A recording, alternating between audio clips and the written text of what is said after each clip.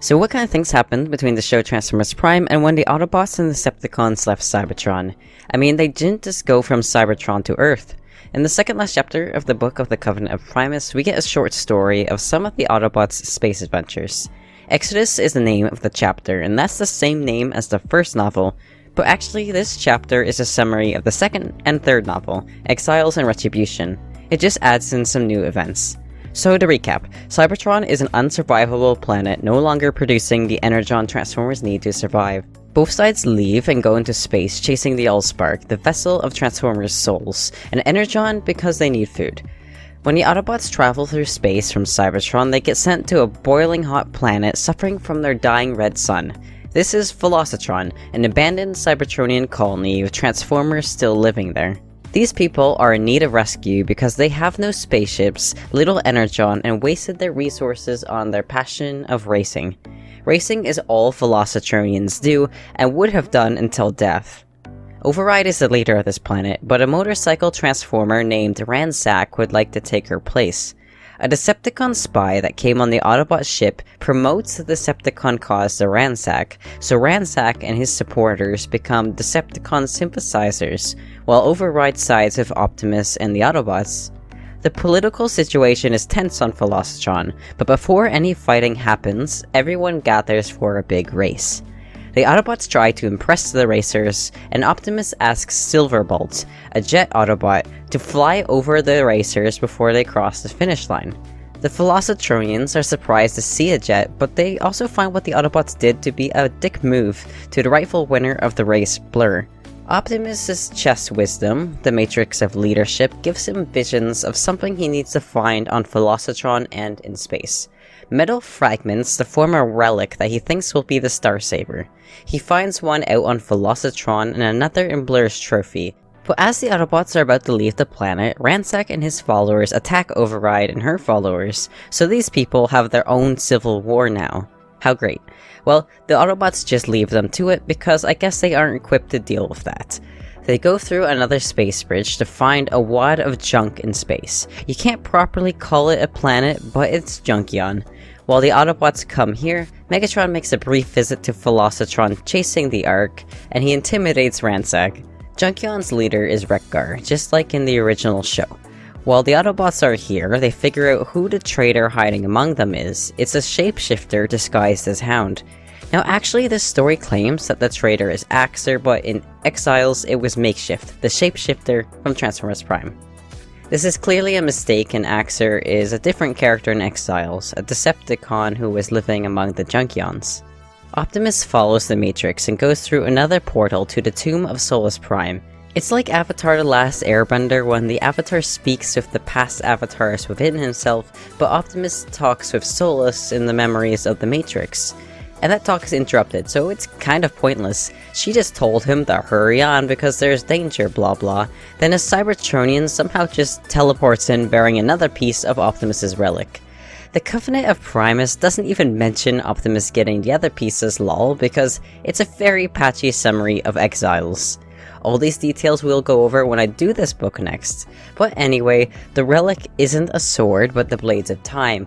What does that do? Well, it teleports Optimus to Vector Prime, doing space-time shit in another dimension. As I read this chapter, I'm realizing how this whole chapter is just stuffed with random details picked from the novel. It's hard to see why any of this is relevant, but hey, the novel was like that too, so the lack of context is just worse. I might hop over things, but okay, so there is a huge-ass gun in the core of Junkion called the Requiem Blaster. You might know this as the big gun Megatronus shot his lover Solus with. She's dead, you saw the graveyard. So the Decepticons rip out the gun from Junkion, but it overheats the Nemesis, so they throw it away. Another sudden event is some random 5 bots the Autobots picked up on their space journey combine into Nexus Prime. Yep, another Prime shows up, but like, does nothing again. I don't know why, but you may notice every Transformers Prime book is like, how many random things can we throw in? Without taking the time to make them memorable. Gosh, this chapter is so hard. Okay, so pirates attack the Decepticons. These are the Starseekers I've talked about in another video. Shockwave on Cybertron kidnaps Alpha Trion, trying to make a Dark Matrix, but that fails. We are crossing into the events of the third novel now, Retribution, where the Autobots and Decepticons arrive to an aquatic planet called Aquatron.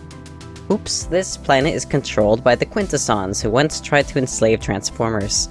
The Quintessons imprison them and run mock court trials where they just kill innocent people. The Autobots and Decepticons work together to escape, and then the game of chase continues. The Autobot ship encounters another spaceship in space, but a friendly one. Then, suddenly, the ship breaks apart because it's made of a race of Transformers who can transform into anything. These are the Muticons, former Cybertronian colonists from Neutronia. They found Amalgamus Prime's relic in space, which changed them so that they have infinite outforms.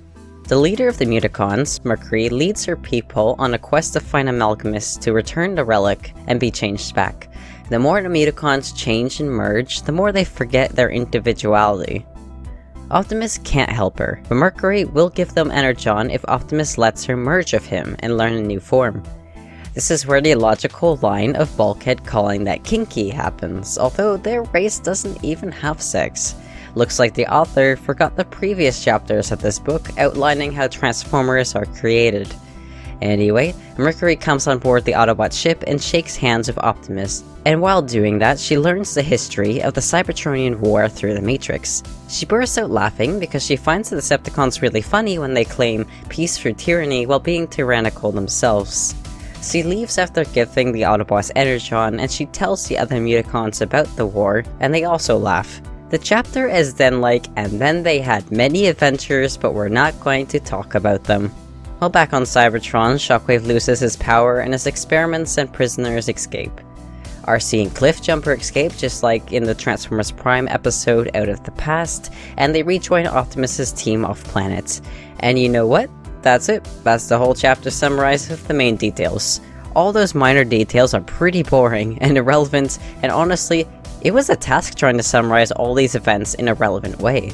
The only thing not from the novels was the story with the Muticons. You really are just better off reading Exodus, Exiles, and Retribution, the 3 novels for Transformers Prime. If you're about to say, oh no, I don't have access to these books, not to worry, I have links to free PDFs of these books. Have a look in the description for them, and also read this chapter yourself in the link for the Covenant of Primus. You'll see for yourself how lame this chapter was, and I hope I was able to make some of these events understandable.